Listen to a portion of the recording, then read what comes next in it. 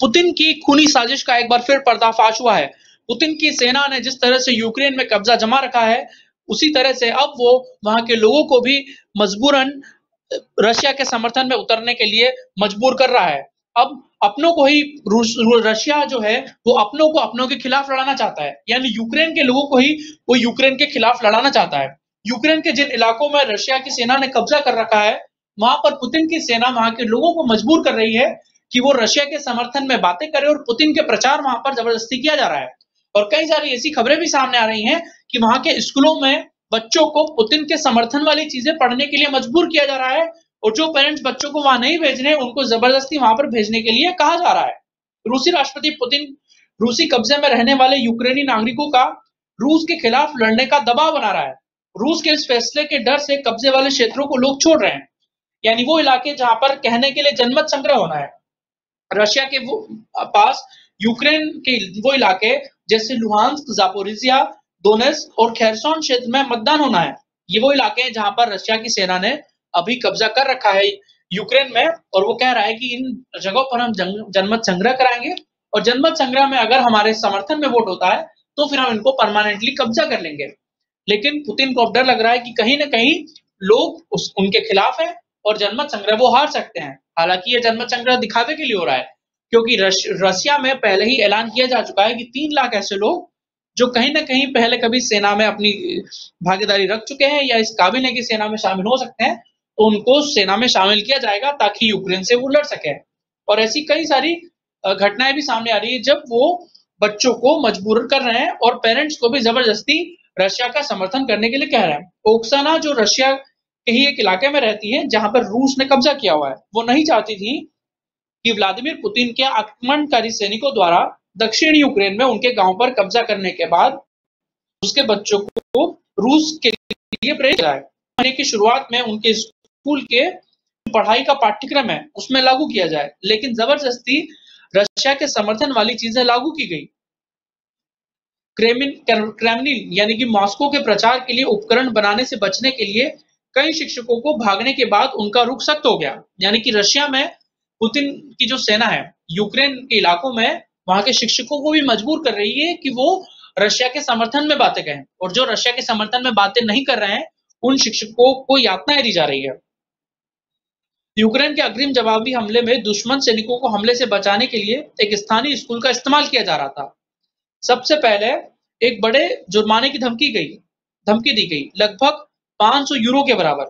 फिर उसे एक चेतावनी दी गई उसके 3 बच्चों जिनकी उम्र करीब 2 से 16 वर्ष के बीच है, यानी कि ओक्साना के 3 बच्चों को मारने की धमकी दी गई और उनको ले जाए जाने की बात कही गई और गोद लेने के लिए रूस भेज दिया जाएगा, ऐसी बात कही गई। और शर्त यह रखी गई कि उनको स्कूल जाना होगा, यदि वो स्कूल नहीं जाएंगे तो उन्हें अगवा कर लिया जाएगा। सौभाग्य से ओक्साना और उनकी जो संतान है वो रूस के चंगुल से बचने में कामयाब रहे। खेरसोन छोड़ने वाली कारों के आखिरी काफिले में शामिल होने से पहले मॉस्को ने मंगलवार को इस क्षेत्र में सभी सड़कों को बंद कर दिया था, क्योंकि यूक्रेन की मिट्टी के टुकड़े चोरी करने के लिए इस्तेमाल किए जा रहे हैं। यानी कि बहुत सारे लोग जो इन इलाकों में खेरसोन जैसे इलाकों में जहां पर रशिया ने कब्जा किया हुआ है, इन इलाकों को छोड़कर लोग भाग रहे थे। ऐसे में रशिया की सेना ने इन सड़कों को बंद कर दिया है। क्रेमलिन बड़ी संख्या में पुरुषों को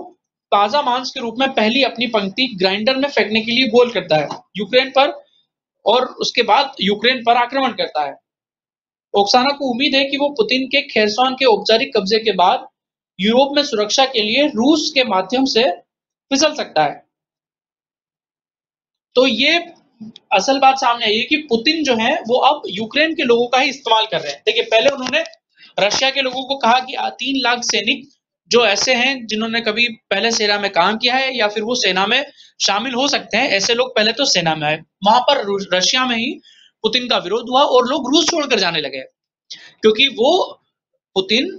लोगों को जबरदस्ती सेना में लाकर लड़ाना चाहते थे। जो लोग यूक्रेन से लड़ना नहीं चाहते उनको जबरदस्ती फोर्स करके लड़ाया जा रहा था, इसलिए लोग रशिया छोड़कर भाग रहे थे और वहां पर जाम की तस्वीरें हमारे सामने आई। लेकिन अब इसके उलट एक नई चीज सामने आई कि यूक्रेन के वो इलाके जहां पर रशिया ने कब्जा कर रखा है, जिसमें खेरसोन, लुहांस्क, ज़ैपोरिज़िया, दोनेत्स्क जैसे क्षेत्र शामिल हैं, वहां पर पुतिन की सेना जो है वो उन बच्चों को, उन स्कूल के लोगों को, शिक्षकों को और पेरेंट्स को और वहां उन इलाकों के लोगों को जबरदस्ती फोर्स कर रही है उस जनमत संग्रह के लिए जो दिखावे के लिए हो रहा है कि आप जब जनमत संग्रह होगा तो आप रूस का समर्थन कीजिए, और जो लोग नहीं करना चाहते हैं उनको अलग अलग धमकियां दी जा रही हैं, किडनैप किया जा रहा है और जबरदस्ती रशिया भेजने की बात की जा रही है। तो ऐसे में अब लोग यूक्रेन में रहकर यूक्रेन को ही छोड़ने के लिए मजबूर हैं और यूक्रेन के उन इलाकों में जाना चाहते हैं जहां पर रशिया का कब्जा नहीं है, लेकिन वो वहां पर भी घेर रहा है, यानी कि अपने ही घर में अपने ही देश में